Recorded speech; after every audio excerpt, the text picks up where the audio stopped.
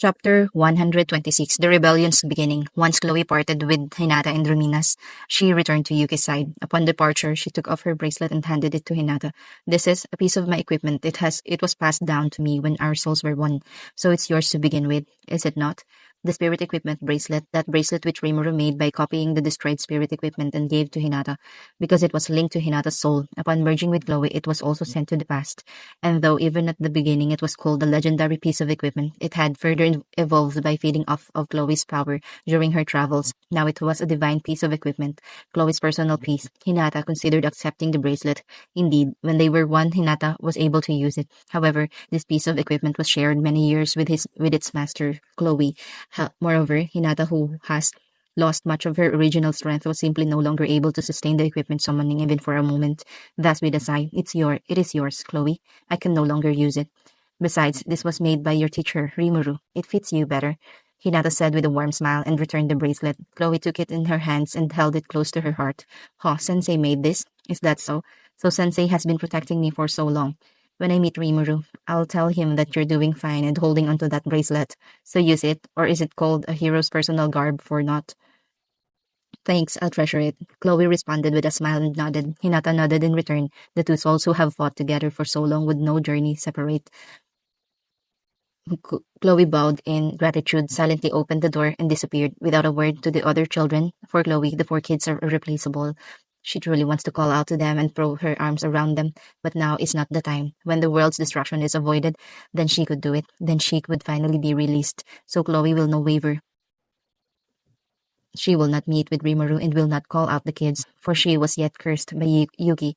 At the very least, until she was released from this curse, she could not let her guard down. Meeting old friends will certainly consume time. Though she is permitted some freedom of movement, she should not stay separate from Yuki for long.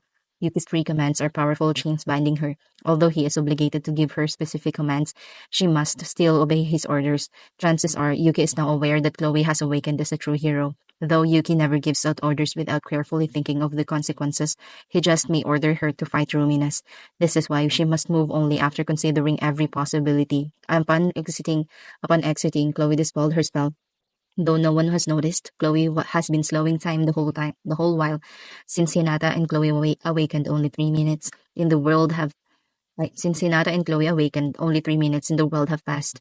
Chances are that Ruminas noticed, but did not mention it. This only shows how wary Chloe is of Yuki. The world's destruction was caused by Yuki's actions. The forces in this world have been altered, and the resistance force has sprouted. Even Chloe's strength is far above what it used to be. I will defeat you this time. No, this time I will protect it. She recalled the future where she was powerless to protect anything. This time she swore to defeat Yuki and protect the world. She said her prayers and set off. She was the one who was called the true hero, having thus been born awoken, and with her resolve set, the hero Chloe began her rebellion. Asterisk, asterisk, asterisk. A young lad relaxing in an expensive chair. Behind him is a beautiful elf preparing tea. In the chamber of the Freedom Association's master appear Yuki and Kagali. Hero Chloe seems to have completely awoken. Hasn't she obtained some seriously ridiculous power? Though it seems we are still able to control her thanks to the restraints placed upon her. But we won't be able to use even half of her power. Seriously, nothing is going well. Clayman's awakening failed. Rimuru-san is still alive. There should have been more chaos by now. What do you think, Azalim? Clearly amused, the lad called out behind him, turning towards the inquirer. You asked me that. Haven't you already come to a conclusion? The plan is a failure. Cutie Pie, Clayman is dead too. There's no way to sow discord among the demon lords now. Though we could denounce the Western Saints Church ineptitude, there's people among us who oppose that action. The countries surrounding Jura forests are also moving differently than we wanted. The destroyed Pharma's kingdom is being brought back together by a people's hero. He's got to have some terrifyingly smart friends to have managed things so fast. He stabilized the country and reeled in neighboring violence.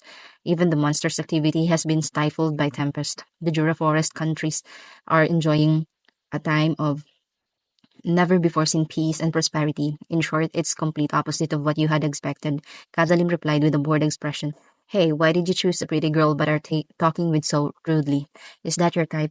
Don't mess with me. It's cause I am Kazalim. Tis a matter of appearance, master. Kagali suddenly finished the sentence. For Kazalim, no, for Kagali. These things did not matter. Strength was everything, and Kagali's master possessed it. Therefore, all was well. Human society despises cooperation and is fraught with grief and death. So Yuki had said, but his plan seems to have gone poorly. So he's mumbling things like, isn't the difficulty setting set too high? And such while Kagali is making tea. Expression and tone aside, mastering one's limbs was not a matter for a single day.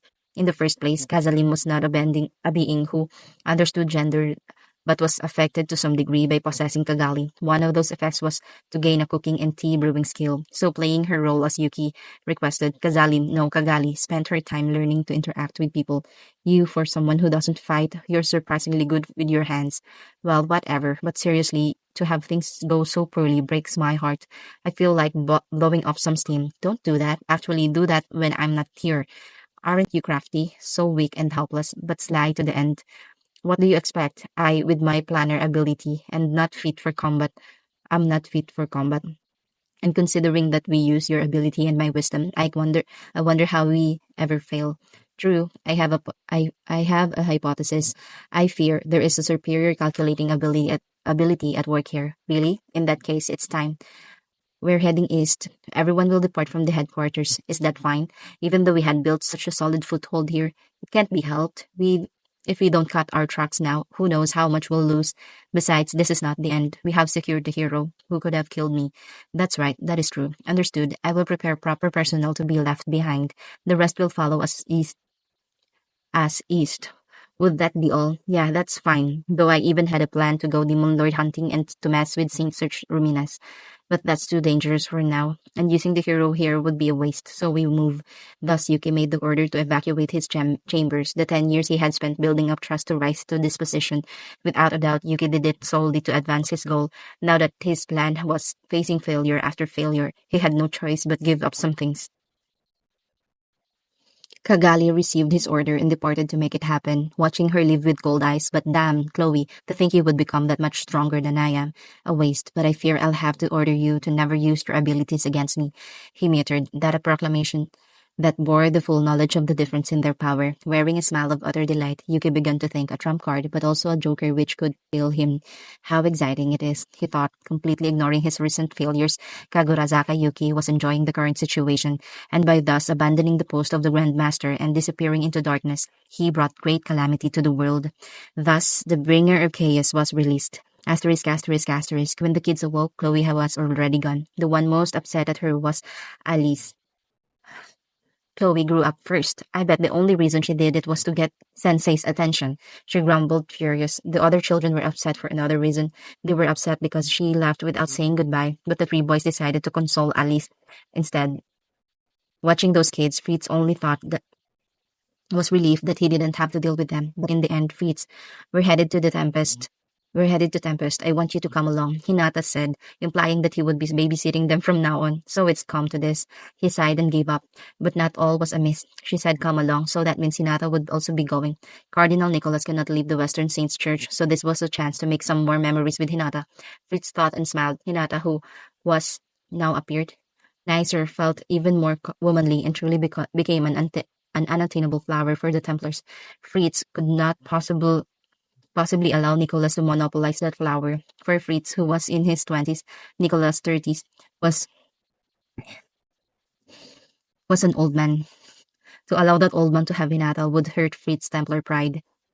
They have already formed an alliance to get ahead of Nicholas, feeling their earnest support, actually deluding himself into believing they supported him.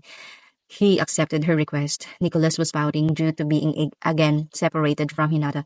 Oh, and Hinata did ignore the fact that someone's hand was injured, that someone with a pretty face was staring intently at Fritz. Fritz, I forbid you from laying a hand on Hinata. Fufu, Nicholas-san, though you may be my superior here, this matter is one of man to man. I will not obey that order. Ah, well, that's the conversation they did not have, as they were silent and clearly cannot communicate with their thoughts. Nicholas-sama, what would that injury be? Fritz asked, noticing that Nicholas was desperately trying to hide the injury. The injury he located as if by smell, perhaps. Fritz developed that skill when avoiding all those attacks from Oranga. This doesn't matter. More importantly, absolutely protect Hinata, this time, do not fail me a second time. Nicholas avoided the question. The truth of the matter is this. Last night, when Hinata, Chloe, and Ruminas were talking, Nicholas was hugging Hinata the whole time. Then he got particularly bold and touched her chest. With a smile, Hinata crushed his hand. Of course, he could not say this to anyone. Just when he had intended to use her return as a pretext to invite her to his chamber, he himself ruined the opportunity. As a child, he just couldn't contain his desire any longer, and attempting to hide this disgrace, he strongly commanded Fritz to protect Hinata. In reality, they will be traveling on a carriage prepared by Demon Lord Ruminas, with her hand-picked guards guarding them, so there should be no problems. But still, Nicholas was worried. Well, I'll be fine, Nicholas. I'll be back. In the end, Hinata departed with a smile, and Nicholas could express his worries in no more than be careful. And the other knights too watched depressed as Hinata departed. Thus the kids' group set off for Tempest. The time of the Great Saints Demons alliance would be coming soon, but that alliance also signaled the beginning of great chaos. End of chapter 126.